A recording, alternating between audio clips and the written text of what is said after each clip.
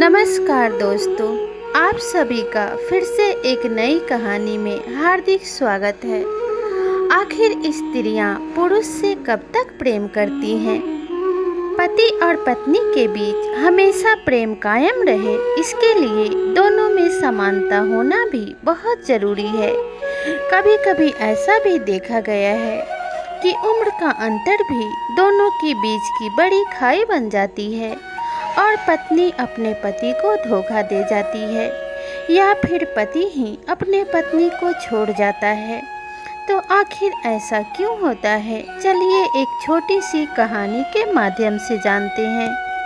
किसी नगर में एक धनी सेठ रहता था। वह सेठ इतना धनी था कि उसके जितना धन आसपास के किसी के पास भी नहीं था।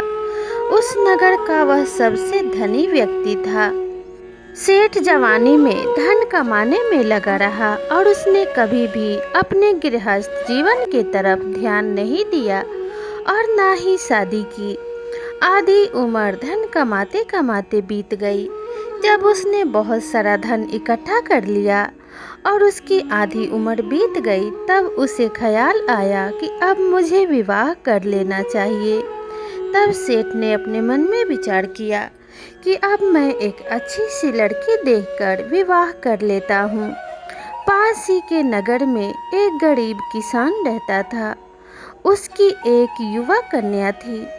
वह लड़की उम्र में बहुत ही छोटी थी, लेकिन किसान ने पैसे के लोभ में सेठ से अपने लड़की का विवाह कर दिया। लड़की उम्र में काफ़ी छोटी थी, इसलिए उसे पहले यह तो समझ नहीं आया कि उसके पिता ने पैसे के लालच में एक बूढ़े सेठ से उसका विवाह कर दिया है। लेकिन सेठ के घर में रहते रहते धीरे धीरे जब वह युवा होने लगी, तो उसे समझ आने लगा कि उसके पिता ने उसके साथ गलत किया है, क्योंकि धन दौलत सब कुछ नहीं होता। सेठ के घर में उसे रुपए पैसे की तो कोई कमी नहीं थी, लेकिन अब उसे जवानी में शारीरिक सुख प्राप्त नहीं हो रहा था। सेठ बहुत अधिक बूढ़ा हो गया था, जिसकी वजह से वह अपनी पत्नी की ज़रूरतों को पूरा नहीं कर पाता था। इसी कारण सेठ की युवा पत्नी के मन में हमेशा दूसरे पुरुषों के ख्याल आते रहते थे। उसके मन में अक्सर यह विचार आता कि सेठ तो बूढ़ा हो चुका है, पता नहीं कितने दिन जिएगा। अगर मर जाता तो मैं किसी युवा व्यक्ति से शादी कर लेती और उसके साथ अपना सुखपूर्वक जीवन व्यतीत करती। इसी तरीके से समय बीतता गया। सेठ अपने व्यापार में इतना व्यस्त रहने लगा कि उसे अब अपने पत्नी का ध्यान ही नहीं रहता था कि उसकी पत्नी क्या कर रही है। इधर सेठ की पत्नी जैसे ही सेठ घर से चला जाता, अन्य पराये पुरुषों को अपने घर में बुला लेती और दिन भर उनसे बातें करती रहती थी। सेठ के घर के पास ही एक ठग रहा करता था। वह हमेशा सेठ की पत्नी के ऊपर नज़र रखा करता था। उसे पता था कि सेठ की पत्नी शारीरिक सुख न मिलने की वजह से बहुत दुखी रहती है। वह हमेशा सेठ की पत्नी के करीब आने की कोशिश किया करता था। अब सेठ की पत्नी भी रोज उसे अपने घर बुलाने लगी और धीरे धीरे दोनों में खूब घनी मित्रता हो गई। दोनों घंटे बातें करते, घंटों समय बिताया करते और दिन भर एक साथ रहा करते थे। एक दिन दोपहर का समय था। सेठ की पत्नी उस ठग को अपने घर बुला लाई। दोनों एक साथ पलंग पे लेटे हुए बातें कर रहे थे कि उसी समय सेठ किसी कामवश घर पे आ गया। सेठ की आवाज़ सुनकर सेठ की पत्नी बहुत डर गई और दरवाजे पे जाकर अपने पति से प्यार भरी बातें करने लगी। उसे गले से लगा लिया और कहने लगी कि हे प्राणनाथ, अभी मैं आप ही को याद कर रही थी। मेरा मन बिल्कुल भी आपके बिना नहीं लग रहा था। आपने अच्छा किया कि काम छोड़ के घर पे आ गए। चलिए हम प्यारी प्यारी बातें करेंगे और आपके लिए मैंने बहुत अच्छा खाना भी बनाया है। इतना कहते हुए वह हाथ पकड़कर अपने पति सेठ को छत पे ले गई और वहीं पे अपने पति को खाना खिलाया और खाट बिछाकर वहीं पे अपने पति के साथ बैठ गई। इधर मौका पाकर ठग वहां से भाग गया।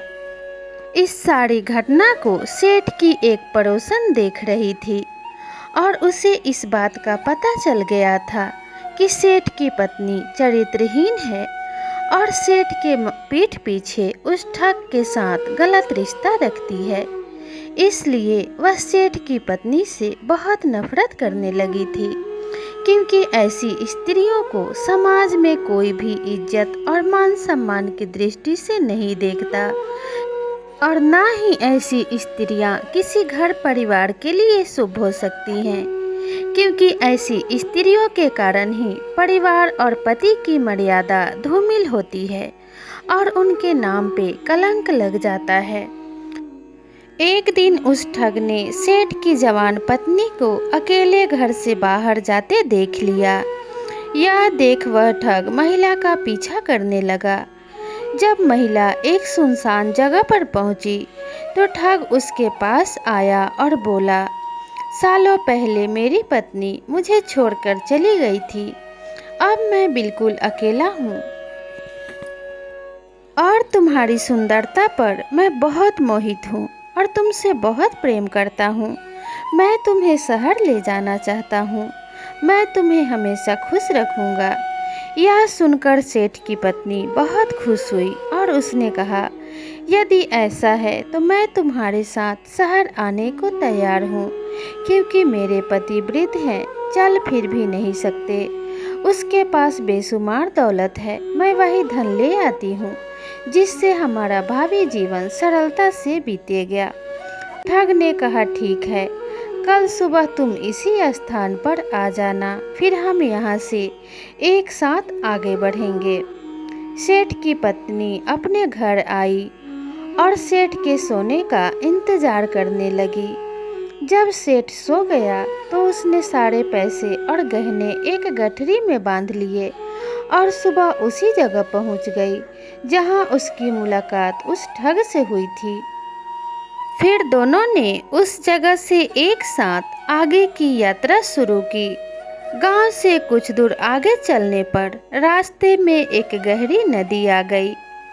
तभी ठग के मन में विचार आया कि यदि मैं इस स्त्री को अपने साथ ले जाऊंगा तो निश्चय ही कोई न कोई मेरे पीछे इसे ढूंढता हुआ आएगा और मैं संकट में पड़ जाऊंगा। इसलिए किसी न किसी तरह मुझे इसका पैसा हड़प लेना चाहिए और इससे छुटकारा पाना चाहिए। यह सोचकर ठग ने कहा, नदी बहुत गहरी है, मैं तुम्हें और तुम्हारे सामान को लेकर नदी नहीं पार कर पाऊंगा, तो पहले मैं सामान को उस पार ले जाता हूँ, फिर तुझे अपनी पीठ पर बैठाकर नदी पार कराऊंगा। महिला ने उसकी बात मानी और पैसों की गठरी ठग को दे दी। ठग ने कहा, मुझे अपने गहने और भारी कपड़े भी दे दो ताकि अगली बार नदी पार करना आसान हो जाए। सेठ की पत्नी ने वैसा ही किया जैसा ठग ने कहा था। ठग सारा सामान लेकर नदी पार कर गया, लेकिन फिर वापस नहीं आया। सेठ की पत्नी उसका इंतजार करती रही, लेकिन ठग नहीं आया। आखिर हार कर वह अपने घर वापस गई, लेकिन उधर बूढ़ा सेठ भी पूरे दिन अपने पत्नी को ढूंढता रहा। जब अपने पत्नी को ढूंढते हुए वह अपने पड़ोसन के पास पहुंचा, तो उसने सेठ को बताया कि तुम्हारी पत्नी के किसी पराये पुरुष से संबंध थे, शायद वह उसी के साथ भाग गई होगी। मुझे यह सब तो बहुत पहले से पता था, मैं आपको बताना भी चाहती थी, लेकिन मौका ना मिल पाने की वजह से मैं आपको यह बात नहीं बता पाई। इधर शाम होते होते सेठ की पत्नी घर वापस आ गई। जब सेठ ने अपनी पत्नी को देखा तो आग बबूला हो गया और गुस्से के कारण उसने अपने पत्नी को घर से निकाल दिया। अब सेठ की पत्नी अपने कर्मों के कारण ही न घर की रही न घाट की। इसीलिए कहा जाता है कि कभी भी कदम सोच समझकर उठाना चाहिए और पति पत्नी को अपने रिश्तों में विश्वास एवं प्रेम बनाए रखना चाहिए। तो स्त्रियां कब तक प्रेम करती हैं? जब तक स्त्रियां और पुरुष दोनों में समानता हो तभी प्रेम संबंध कायम रह पाता है। कभी कभी उम्र का बड़ा अंतर भी रिश्तों के बीच में खाई बन जाती है और पति पत्नी के रिश्ते को ले डूबती है। कभी कभी यह अंतर पैसों का भी होता है। अगर स्त्री किसी गरीब परिवार से हो और पुरुष अधिक अमीर हो तो वो अपने पत्नी को महत्व नहीं देता, या फिर पत्नी अमीर परिवार से हो और पुरुष बहुत ही गरीब हो तो भी अपने पति को वो महत्व नहीं देती। इसीलिए कहा जाता है कि रिश्ता हमेशा बराबरी में करना चाहिए। इन सब के बावजूद भी अगर पति पत्नी में आपसी समझ हो तो दोनों की जिंदगी बड़े ही आराम से चलती रहती है और गृहस्थाश्रम में कभी कोई दिक्कत नहीं आता। इसीलिए कहा जाता है कि गृहस्थी की गाड़ी को चलाने के लिए दोनों पहियों को समान होना चाहिए। आज की कहानी यहीं पर समाप्त होती है। आप सभी को यह छोटी सी कहानी कैसी लगी हमें कमेंट करके ज़रूर बताइएगा।